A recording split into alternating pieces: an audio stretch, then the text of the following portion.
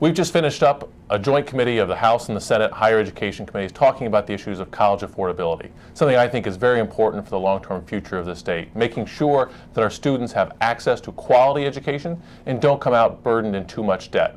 And if we want to continue to grow as a state, we need to make sure that more of our students are graduating with community college degrees and university degrees. So we were fortunate to have students from around the state of Illinois come visit our committee today to present testimony, and I want to introduce one of them first here. Eric Millender from Northern Illinois University came and gave some great testimony in front of our committee today. Eric, can you give a little recap of what you talked about today? Yeah, well, basically I talked about how paying for college has become a serious burden for a lot of college students in today's society.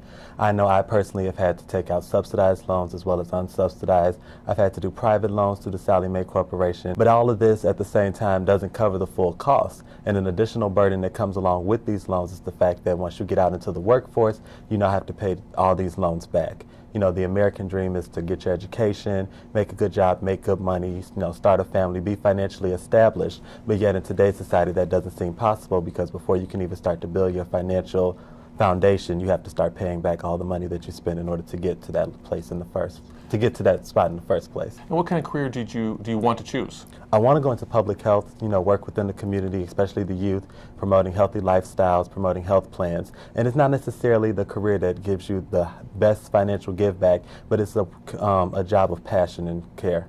Yeah, and I think a job that benefits the state of Illinois and something the state of Illinois ought to be concerned with and invest in. Most definitely. Yeah. Eric, thanks for coming out today. Well, thank you for having me. We're also joined today by Zach Samples from Eastern Illinois University, who talks about the textbook rental program at Eastern.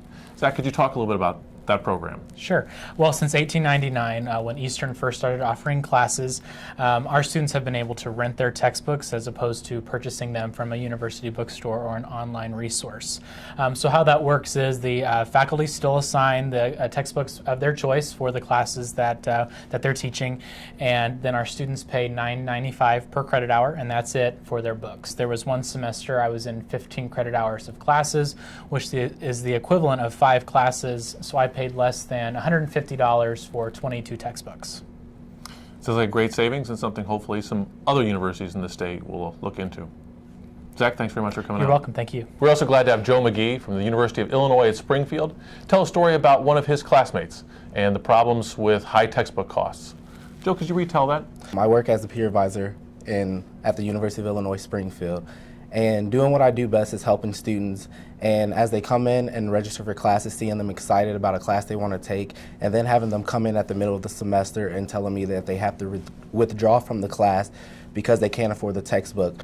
It just saddened me that the student came in and was really excited taking the class at the beginning, but was forced to withdraw because she couldn't afford to buy the textbook.